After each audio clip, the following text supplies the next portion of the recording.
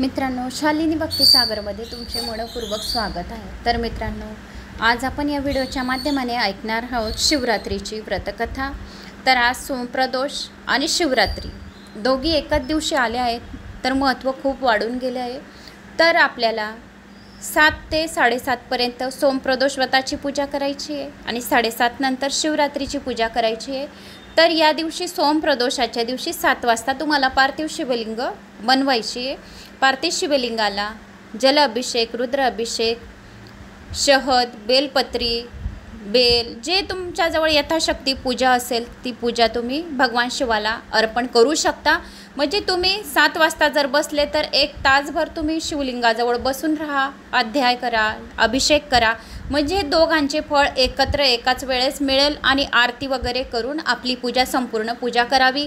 या दिवशी ओम नमः शिवाय मंत्र, शिवचालीसा, माझे सर्व अध्याय तर आलेलेच असतील ते अध्याय श्रवण पठण करावे। ओम नमः शिवाय या मंत्राचा 108 वेळा जप करावा। मृत्युंजय मंत्राचा 108 वेळा जप करावा। असे जर आपण केले तर भगवान शिव आपल्यावर खूप लवकर प्रसन्न होतात आणि आपल्या पाठीशीच उभे राहतात। भगवान शिवाला जर 1 बूंद पण जल चढवलं तरीसुद्धा ते आपल्याला किती पटीने वापस करतात आपण याचा अनुभव करू नाही शकत। भगवान शिव आपल्या आत्म्यामध्येच राहतो। आपण ज्या वेळेस पूजा अर्चना करतो तर आपल्या आजूबाजू सर्व देवता सर्व बसलेले असतात आणि ज्या वेळेस शिवलिंगाला अभिषेक करतो तर 33 कोटी देवी देवता शिवलिंगावर अवतरलेले राहतात। उमापती आणि साक्षात भवानी माता तेथेच बसलेली असते, तर ती सर्व काही पाहत असते। आपण कोणत्या भावनेने भगवान शिवाची आराधना करत आहोत, पूजा करत आहोत हे भगवान भोळा साम सदाशिवाला संपूर्ण दिसते, कारण आपल्या हृदयात भगवान भोळा साम सदाशिव बसलेला असतो। कपट चपट दिखावा भोळ्या साम सदाशिवाला चालत नाही। तर त्रिपुंडी भस्म आपल्या कपाळी लावावे, गळ्यावर लावावे, पोटाच्या नाभीवर लावावे। त्रिपुंडी भस्म लावल्याने सर्व पापांचे नाशच होते आणि 7 जन्माचे दुःख, दारिद्र्याने 7 जन्माच्या पापांचा नाश होतो। तर भगवान शिवाची तुम्ही अशी सोमप्रदोषाची पण आणि शिवरात्रीची पण पूजा आपल्याला एकाच दिवशी करायची आहे।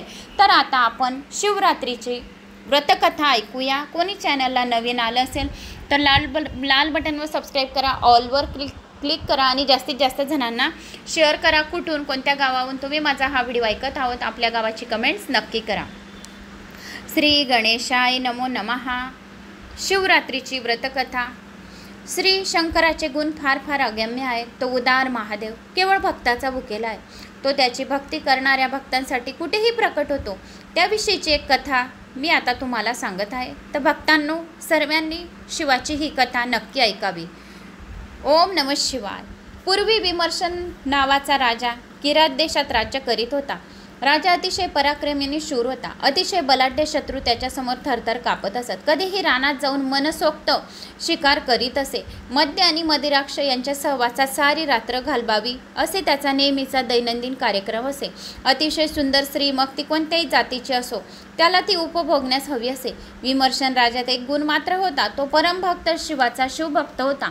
रोज शंकराची षोडोपचारे पूजा न करता चुकता तो करीत असे आणि त्याच्या पटराणीचे नाव होते कुमुदंती।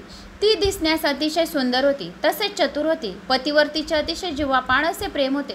राजाही तिला नेहमी योग्य तो मान देत असे, तिचे म्हणणे ऐकत असे। असेच एका दिवशी रात्री आपल्या महालात राजा विमर्शन आपल्या राणीसह गप्पा मारीत बसला होता। दोघे गप्पा मारत होते एवढ्यात राणीने विचारले, नाथ, मी आपणास एक प्रश्न विचारू का?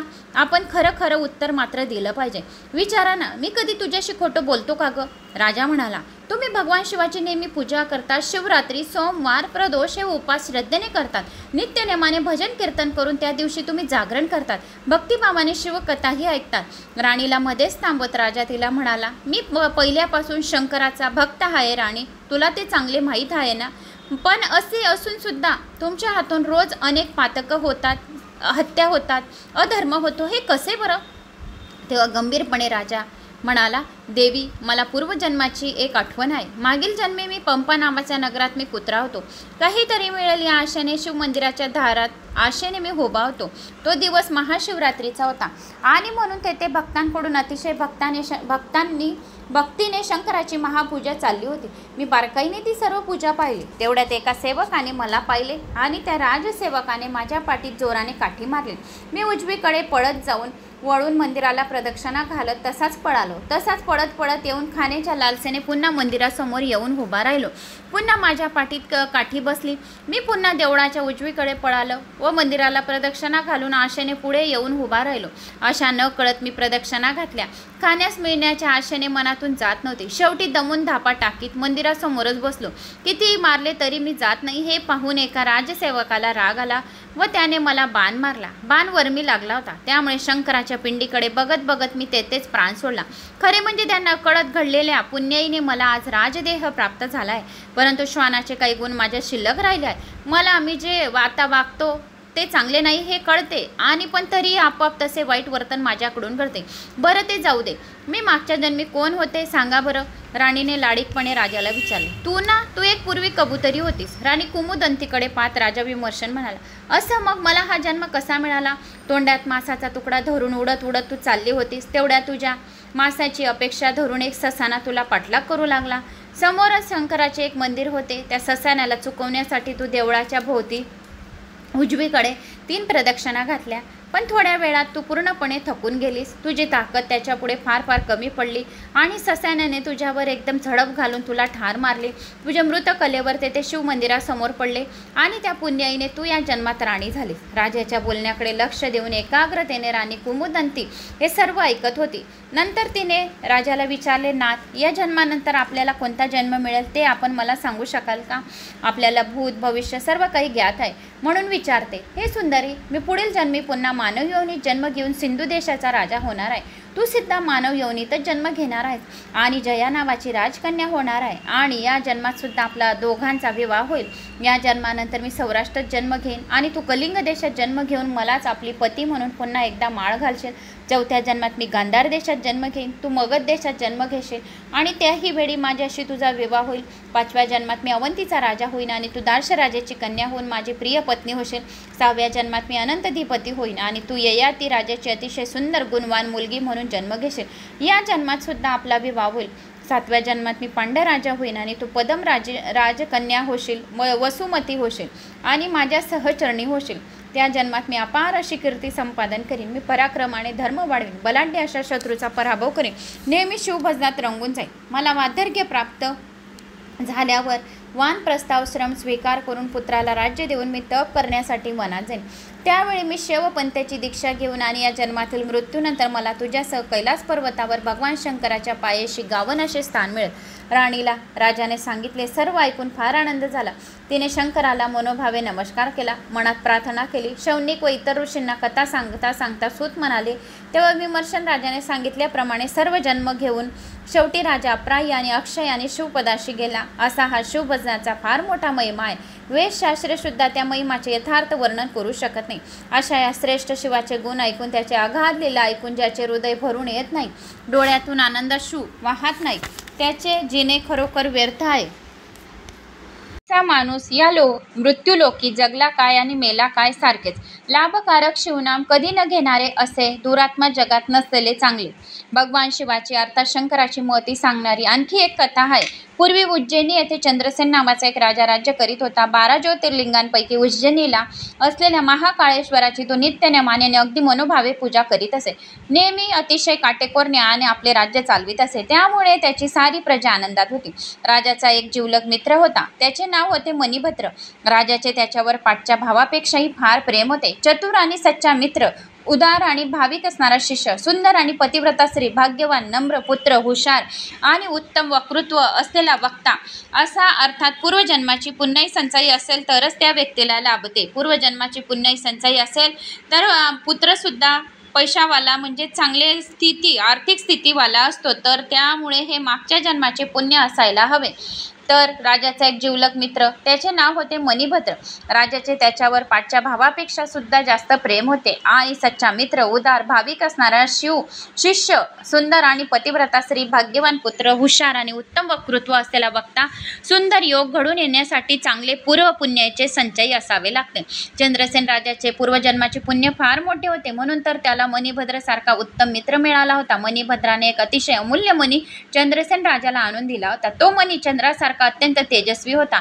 अष्टधातूचा त्याला स्पर्श झाला की लगेच त्याचे 52 कशी सोने बनत असे. साप, बाघ, चोर चंद्रसेन राजाचे राज्य सोडून त्या मण्याच्या सामर्थ्याने राजाच्या बाहेर पडून गेले होते. माणसाला त्या दिव्य मण्याचे दर्शन झाले की त्याच्या सर्व रोगांचा नाश होत असे. चंद्रसेन राजाजवळ तो बहुमूल्य बहुगुणी असा मणी होता. त्यामुळे दुष्काळ, अवर्षण, शोक आणि दारिद्र्य त्याच्या राज्यात राहिलेले नव्हते. तो मणी स्वतःच्या गळ्यात घातल्यानंतर राजा त्याच्या दिव्य तेजाने न्हात असे आणि कुठल्याही युद्धात त्याला कधीही अपयश येत नसे. जे त्याच्याशी वैर धरून त्याच्याशी लढायला येत ते चांगले मित्र बनून जात असे. मण्यांच्या सामर्थ्याने राजाचे आयुष्य, आरोग्य, राज्य, ऐश्वर्य दिवसेंदिवस वाढत चालले होते. चंद्रसेन राजा आधीपासून 64 विद्या आणि कला यांच्यात निपुण झालेला होता. नियमित शिवभजनात दंग झालेला होता. तो अतिशय चतुर. एवढ्या मोठ्या राज ऐश्वर्यात राहूनही तो सरोवरातील कमलाप्रमाणे अलिप्त होता. वैराग्य सरोवरातील तपस्व्याप्रमाणे त्याचे जीवन निर्मळ आणि स्वच्छ होते. तो अतिशय ज्ञानी झाला होता आणि चंद्रसेन राजाचे हे अपार असे वैभव पाहून पृथ्वीवरचे इतर अनेक राजे त्याचा द्वेष करीत होते, त्याचा मत्सर करीत होते, त्याच्या भाग्याचा ते सर्वजण हेवा करीत होते. तेव्हा या सर्व राजांनी आपली एकी केली आणि आपला एक पक्ष निर्माण केला. सर्वांनी आपले सैन्य एकत्र केले आणि उज्जैन नगरीला सर्वांनी मिळून एकत्रितपणे वेढा घातला. नंतर त्यांनी आपला एक दूत चंद्रसेन राजाकडे धाडला. विष्णूच्या गळ्यात असणाऱ्या कौस्तुभ मण्यांप्रमाणे दिसणारा आणि अत्यंत तेजस्वी चंद्राप्रमाणे प्रकाश देणारा तो मणी तू आम्हाला आणून दे.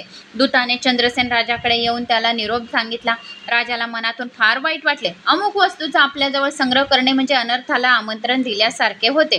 ते त्याला आता चांगले जाणवले. अतिरूप, अतिधन, अतिविद्या, अतिप्रीत, अतिभोग, अतिभूषण म्हणजे संकटे येण्याची कारणे असतात. राजा अशा तऱ्हेचे विचार करीत होता. आता काय करे बरावे. दूताने सांगितल्याप्रमाणे जर मणी देऊन टाकावा तर आपल्या क्षत्रिय धर्माचे पालन केले नाही असे समजले जाऊन युद्धाला घाबरलं असे होते. न द्यावा तर युद्ध होऊन यामध्ये उगाच दोन्हीकडील सैन्य मृत्युमुखी पडतील. मग काय करावे. राजाला सूचना. शेवटी त्याने आपला सारा भार महाकालेश्वरावर घालायचे ठरवले.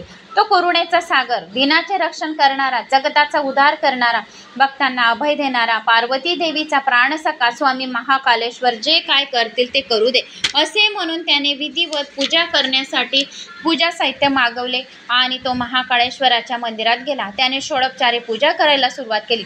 आपल्या मनातील सर्व चिंता सोडून चंद्रसेन राजा महाकाळेश्वराच्या मंदिरामध्ये भगवान शंकराची पूजा मनोभावे करू लागला. इकडे त्याच्या प्रधानांनी आपल्या सैन्याला राजाला वेढा घातलेला. राजाच्या सैन्याशी युद्ध करण्याचे हुकूम दिला. हर हर महादेव अशी गर्जना करीत सैन्य बाहेर पडले. दोघांच्या सैन्यात घनघोर युद्ध सुरू झाले. भयंकर घडणाऱ्या तोफांचा आवाज झाला.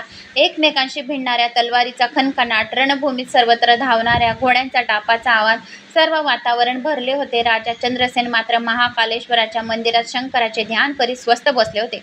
महाकालेश्वर त्याचा पूर्ण विश्वास होता. देवळाच्या दारात मंगलवाद्य वाजत होते. अनेक नागरिक राजाची पूजा बघत मंदिरासमोर उभे होते. तेथेच मंदिराच्या एका कोपऱ्यात गवळी वाड्यातील एक तरुण विधवा स्त्री आपल्या लहान 6 वर्षाच्या मुलाला कडेवर घेऊन पूजा बघत उभी राहिली होती. तिच्या कडेवरचा छोटा मुलगा राजाकडे सारखा टक लावून पाहत होता. जरा वेळ थांबून घरी काम पडले असल्याने ती गोपस्त्री आपल्या घरी आली. मुलाला खेळायला घराबाहेर सोडून ती घरातले काम भराभर आटपू लागली. खेळणाऱ्या बाळांनी शंकराच्या लिंगासारखा दिसणारा एक दगड शोधला. मातीचा ढीग करून त्यावर त्याने तो दगड शिवप्रतिमा म्हणून स्थापन केला. बिचारा तेथे एकटाच खेळत होता. लहान लहान दगड त्याने वेचून आणून जवळ ठेवले आणि राजाच्या प्रमाणे पद्मासन घालून त्याच्या समोर बसला. राजा कशी पूजा करीत होता तो नीट आठवून तो मुलगा पूजा करू लागला. त्याच्याजवळ पूजेसाठी लागणारे धूप, दीप, नैवेद्य, पंचामृत यापैकी काही नव्हते. त्याऐवजी त्याच्याजवळ छोटे छोटे दगड होते. त्याने सर्व दगड स्थापिले. शिवलिंगाला वाहत होता. दगडच वाहत होता. शेजारीच गवतात उगवलेली रानटी फुलं, दुर्वा, बेलपत्री सर्व काही रानटी फुलं त्याने शंकराला वाहिली. मंत्र, ध्यान, आसन यापैकी त्याला काहीच ठाऊक नव्हते. पण तो जो पूजा शंकराची करत होता तो अगदी मनापासून करत होता. जो श्रद्धेने, विश्वासाने मनापासून भोळ्या साम सदाशिवाची पूजा करतो त्याच्यावर भगवान भोळा साम सदाशिव लवकर प्रसन्न होतो आणि डोळे झाकून त्याने ध्यान सुरू केले. हर साम सदाशिवाय नमः. हर साम सदाशिवाय नमा असा तो त्याच्या तोंडाने जप सुरू केला. इकडे त्याचा आईचा स्वयंपाक करून तयार झाला होता. ती आता त्याला जेवायला हाका मारत होती. पण हा बाळ शंकराचे स्मरण करण्यामध्ये अगदी दंग झाला होता. त्याला आईने मारलेली हाक ऐकूच आली नाही. तेव्हा ती गोपस्त्री रागारागाने घराबाहेर आली. बघते तो काय आपला बाळ मातीच्या ढिगासमोर हात जोडून बसला आहे. बाळा, तू हे काय नवीन खूळ काढले आहेस? आज चल पाहू आधी जेवायला, मला दुसरी खूप कामे आहेत, चल उठ. पण बाळ आपल्या बसल्या जागेवरून हलला नाही. तेव्हा त्या स्त्रीला खूपच राग आला. तिने त्याची मांडलेली पूजा उधळून टाकली. त्याला 2 रट्टे चटाचटा मारले. केस धरून त्याचे डोके हलवून घेतले. ए वेड्या, आधी चल पाहू घरात. बाळाने डोळे उघडून समोर पाहिले. आपल्या समोरची आपण केलेली पूजा पूर्णपणे उधळली गेली होती. हे लक्षात येताच त्याला फार दुःख झाले. त्यामुळे तो बेशुद्ध पडला. हे सारे बाळाचे ढोंग आहे असे आईला वाटले. त्यामुळे त्याच्याकडे लक्ष न देता त्याला शिव्या देत ती घरात गेली आणि जेवून घेतले. फाटकी गोधडी होती ती पांघरून घेतली. गवताच्या बिछाण्यावर झोपून गेली. इकडे बाळ मांडलेली पूजा उधळल्यामुळे शंकराच्या नावाचा जप करीत रडत होता. त्याच्या मनातील निष्पाप निर्मळ भक्तीने शंकर प्रसन्न झाले.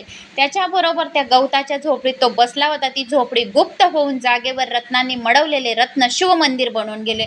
वर कळस हिऱ्या माणिकांच्या तेजाने जगमगत होता. मंदिराला असलेली 4 दारे सोन्याची दारे झाली होती. त्याच्यावर अप्रतिम अशी रत्नाची कलाकुसर केलेली मध्य स्फटिकांचे शुभ्र शिवलिंग स्थापले गेले होते. चंद्रापेक्षा सुद्धा त्याचे तेज जास्त दिसत होते. बाळाने डोळे उघडून पाहिले. त्याच्यासमोर सुवर्णांच्या आणि तबकात पूजेची जयंती तयारी करून ठेवली होती. हा चमत्कार पाहून बाळ आनंदाने नाचू लागला. त्याने विधियुक्त शंकराची पूजा केली. फुले वाहिली, बेल वाहिला. ओम नमः शिवाय हा मंत्र बाळ तेथे नित्य करत करत करू लागला. या भक्तीने शंकर प्रसन्न होऊन बाळाला म्हटले, बाळा, मी तुला प्रसन्न झालो आहे. काय हवं असेल ते वर माग. माझ्याकडून तुझ्यासाठी मागून घे. शंकरांना नम्रपणे प्रणाम करून बाळ म्हणाला, माझ्या आईने तुझी पूजा उधळून टाकली म्हणून तिच्यावर रागू नकोस. तिला क्षमा कर. तथास्तु शंकर म्हणाले. पण देवा, जरा थांब, मी आईला तुझ्या दर्शनाकरता घेऊन येतो. असे म्हणून बाळ आपल्या झोपडीकडे पळाला. पण त्याचेच घर आता झोपडी त्याला ओळखू आली नाही. अगदी एखाद्या श्रीमंताच्या महलासारखे घर सुंदर असे सजले होते. एक मंदिर अतिशय सुंदर सुशोभित मंचकावर शांतपणे त्याची आई झोपली होती. बाळाने आईला उठवले. ती गोपस्त्री जागी होऊन पाहते तर तिला फार आश्चर्य वाटले. आपल्या भोवती राजमहल. तिने समोरच्या आरशात नजर टाकली. तिचे मूळ रूप जाऊन ती अगदी पद्मिनीसारखी सुंदर स्त्री बनली होती. तिच्या अंगाखांद्यावर आता सुवर्णांचे रत्नांचे अनेक अलंकार झळकत होते. ती आश्चर्यचकित झाली होती. बाळाने आपल्या आईचा हात धरला व तिला बाहेर ओढत तो म्हणाला, आई, शंकराच्या दर्शनाला चल ना ग. बाळाला उचलून हृदयाशी धरत ती गोपस्त्री बाहेर आली. तिने शंकराचे दर्शन घेतले. ती नवल घडल्याची बातमी राजाला सांगण्यासाठी ती राजवाड्यात धावत आली. तिची हकीकत ऐकून राजाही फार आश्चर्यचकित झाला. सगळीकडे ही बातमी वाऱ्यासारखी पसरली. नगरातील सर्व नागरिकांची गर्दी बाळाला पाहायला तेथे जमू लागली. ही बातमी नगराबाहेर युद्धभूमीवर लढणाऱ्या शत्रूंनाही कळली. त्याबरोबर त्यांनी आपल्या हातातली शस्त्रे खाली ठेवली आणि चंद्रसेन राजाला निरोप पाठवला. ज्या गोप बाळाला कैलासनाथ शंकर प्रसन्न झाला आहे, त्या बाळाला प्रत्यक्ष पाहायची आमची इच्छा आहे. या क्षणापासून आता आम्ही वैर सोडले आहे. आम्हाला आपले मित्र म्हणून आपल्या नगरीत घेऊन या. राजा चंद्रसेनाला त्याच्या विरोधी लढणाऱ्या राजाचा हा निरोप समजला आणि स्वामी महाकालेश्वराने आपले एक फार मोठे संकट निवारण केले आहे याची त्याला आता जाणीव झाली. कैलासनाथाला मनोभावे प्रणाम करून राजा चंद्रसेन प्रधानाबरोबर सर्व राज्याचे स्वागत करायला राजधानीत असलेल्या नगरीच्या वेशी बाहेर आला. सर्वांचे क्षेमकुशल विचारून त्या सर्वांचा यथायोग्य सन्मान करून मोठ्या आदराने त्याच्यासह राजाने मंगलवाद्याचा गजराव नगरीत प्रवेश केला. चंद्रसेन राजाच्या उज्जैनी नगराचे वैभव, तिचा दिमाग आणि व्यवस्थितपणा पाहून आलेले सगळे राजे थक्क होऊन बसले होते. सर्वजण रत्नजडीत शिवमंदिरासमोर आले आणि त्यांनी शिवाला आदर आणि मनोभावे साष्टांग नमस्कार घातला आणि त्या छोट्या गोप बालकाला सर्वांनी वंदन केले. अशा तऱ्हेने शंकर प्रसन्न झाला. म्हणजे गवताची सुद्धा झोपडी सुवर्णांचा महल बनते आणि आपला शत्रूसुद्धा मित्र बनतो. घरातील दास-दासी अष्टसिद्धीसारखे आपण न मागता आपणास हवी असेल ती गोष्ट ताबडतोब आपल्या पुढे आणून देतात. अग्नातील साधेसुधे वृक्षसुद्धा कल्पतरू बनतात. मुका माणूस पंडित बनतो, पांगळा माणूस वाऱ्यासारखा धावू लागतो, जन्मदा माणूस रत्नांची परीक्षा डोळसपणे करू लागतो, मूर्ख माणूस उत्तम वक्ता बनतो, गरिबाच्या घरी भाग्यलक्ष्मी आपण होऊन चालून येते, प्रयत्न न करता चिंतामणी हातात येतो, त्रिभुवनात कीर्ती पसरते, अत्यंत शक्तिशाली राजे व मांगलिक बनतात, जेथे जेथे खणाल तेथे तेथे धनाच्या राशी सापडतात, कसल्याही प्रकारचा फारसा अभ्यास न करता वेदांचे सार लक्षात येते, असा हा शिव महिमा आहे. एकदा का शंकर प्रसन्न झाला की मग कशालाच तोटा होत नाही हे नक्की. तेथे जमलेले सर्वजण चंद्रसेन राजाची आणि या छोट्याशा गोप बाळाची स्तुती करत होते. देवळापाशी फार मोठी यात्रा भरली होती. तेवढ्यात काय झाले, रामसेवक हनुमान तेथे अचानक प्रकट झाले आणि तेथे असलेल्या सर्वांनी हनुमानाला आदर आणि नमस्कार केला. हनुमानाने ते 6 वर्षाच्या गोप बाळाला अतिशय प्रेमाने आपल्या हृदयाशी धरले, त्याच्या मस्तकावर आपला उजवा हात ठेवून उत्तम असा आशीर्वाद दिला आणि त्याला शिवपंचाक्षर मंत्र सांगितला. प्रत्यक्ष शंकराने जणू काही स्वतःच गोप बाळाला हा मंत्र सांगितला. सोमवार शिवरात्री या व्रताची संपूर्ण आणि साध्यात म्हणून सविस्तर अशी माहिती दिली. मारुतीच्या कृपेने तो गोप बाळ 14 विद्यात आणि 64 कलामध्ये पारंगत झाला. 14 विद्या आणि 64 कला फक्त गणपतीला अवगत आहे, तर या बाळाला अवगत झाल्या. नंतर मग मारुतीने त्याचे नाव श्रीकर असे ठेवले. सर्वांनी शंकराचा, मारुतीचा, श्रीकराचा अतिशय आनंदाने जय जयकार केला. देवांनी आकाशामधून सर्वांच्यावर पुष्पवृष्टी केली. नंतर हनुमान श्रीकर म्हणाले, यानंतरचा तुझ्या 8व्या पिढीत राजा नंद जन्मेल. त्याचा पुत्र म्हणून श्री विष्णू कृष्ण रूपाने त्याच्या पोटी अवतार घेतील. या अवतारात ते शिशुपाल, कंस, कौरव वगैरे दुष्टांचा नाश करतील. सज्जनांच्या रक्षणाकरता भगवान नेहमी अशा तऱ्हेने अवतार घेत असतात. असे बोलून हनुमान जसा अचानक प्रकटला तसाच गुप्त झाला. ज्याच्या गुरु प्रत्यक्ष हनुमान त्या श्रीकराचे भाग्य आता आपण काय भरणार. नंतर राजा चंद्रसेनाने श्रीकराने आलेल्या तेथे राजा यथायोग्य सत्कार केला व सर्व राजे संतुष्ट होऊन वैर विसरून परत आपापल्या राज्यात निघून गेले. सोमवार प्रदोषी व्रते सर्वजण मोठ्या मनोभावेने करू लागली. शिवरात्रीला मोठा उत्सव होऊ लागला. याचकांना भरपूर प्रमाणात यथायोग्य दान मिळू लागले आणि घरोघर शिवलीला अमृताचे वाचन होऊ लागले. शेवटी सर्वजण शिवपदाला जाऊन पोचले. अशा तऱ्हेने विमर्शन राजाची आणि चंद्रसेन राजाची कथा होती. असा असलेला हा अध्याय जो कोणी वाचेल त्यांना इष्ट संतती भरपूर प्रमाणात मिळेल आणि भरपूर संपत्ती विनायास मिळेल. वाचणाऱ्यास उत्तम आरोग्य लाभेल, त्याचे संकटे संपूर्ण दूर होतील आणि त्याचे आयुष्यसुद्धा वाढेल.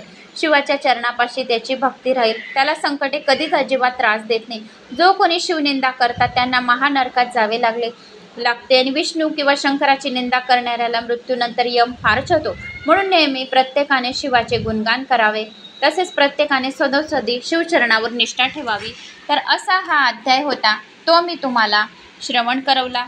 तर मला अशी आशा आहे की तुम्हाला माझा हा महाशिवरात्रीचा अध्याय आवडला असेल. आवडल्यास लाईक, शेअर, सबस्क्राईब करा. जय श्री महाकाल. मित्रांनो, शालिनी भक्ती सागरमध्ये तुमचे मनपूर्वक स्वागत आहे. तर मित्रांनो, आज आपण